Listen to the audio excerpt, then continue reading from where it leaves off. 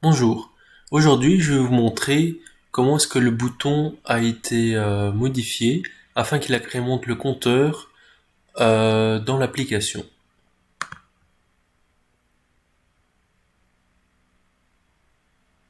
Donc ici nous pouvons voir notre émulateur. Euh, donc quand on clique sur le bouton, celui-ci va s'incrémenter. Alors comment est-ce que cela a été fait? Donc dans la classe PortCount, dans la méthode onViewCreated, en fait, ce qu'on a fait, c'est qu'on a mis un onClick listener. Donc, à chaque fois qu'on va cliquer sur le bouton, eh bien, la variable count qu'on a définie au préalable, donc qui est un int, va s'incrémenter. Et ensuite, counterSport, qui est notre text view qui va afficher le compteur, eh bien, on va chercher l'ID dans le layout et nous allons prendre le texte afin qu'il récupère la valeur de la variable count. Alors, pour le bundle, pour la sauvegarde d'état, en fait, d'abord nous créons une méthode onSaveInstantState, donc qui retiendra donc le bundle retiendra une paire de clés valeurs. Donc ici nous avons la clé count qui aura pour valeur la variable count qui retiendra le nombre de l'incrémentation de compteur. Et ensuite nous avons la clé ORDate qui elle retiendra la date qui a été mise en place, enfin qui a été récupérée, et on la caste en string car le dateTextView .getText ne renvoie que des char sequence.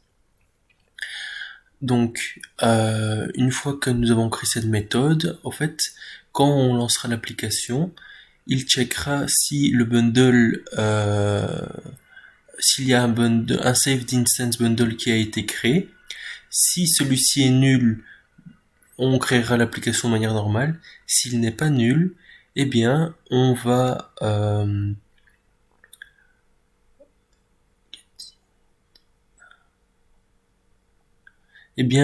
on mettra par exemple la valeur count à la valeur qui est dans la clé count du bundle et la date qui est à la valeur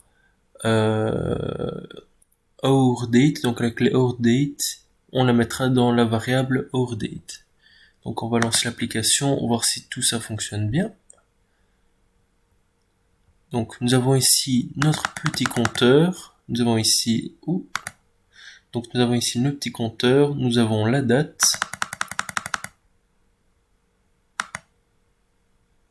Et nous voyons bien que le chiffre est resté ainsi que la date et l'heure. Alors dans cette vidéo, nous allons regarder comment est-ce que sont récupérés et enregistrés les shared preferences. Donc ici, nous avons notre petite application. Donc nous pouvons voir le compteur et l'heure. On va quitter l'application. On va y revenir. Et nous pouvons remarquer que l'heure est exactement la même, ainsi que le compteur est exactement le même.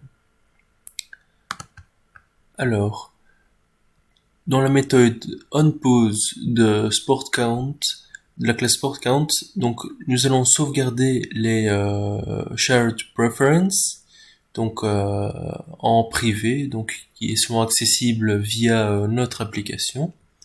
On va récupérer une clé count, une autre OurDate qui enregistrera nos données.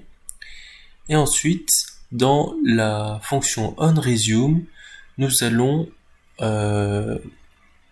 récupérer directement les shared preferences et nous allons get dans la variable count la valeur de la clé count et dans la variable ORDate la valeur de la clé ORDate et nous allons set directement les différentes text views. Notre application contient désormais un bouton qui permet de passer du fragment Sport App au fragment Navigation défi.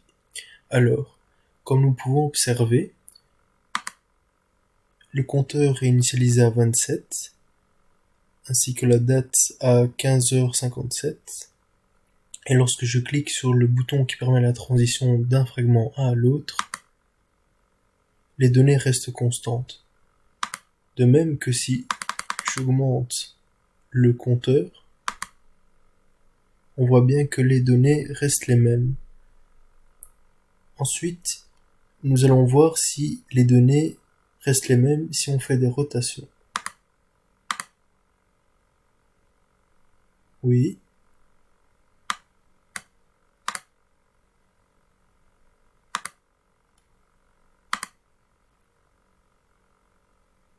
Ah, bon, elle a un peu craché. Nous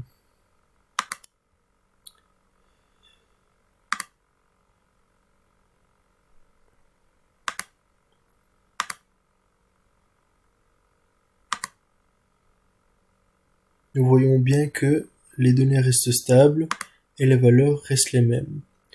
De même que si on clique sur Edit, sur le bouton qui permet de reset les données dans le fragment navigation défi, eh bien les deux champs Edit Text vont être réinitialisés.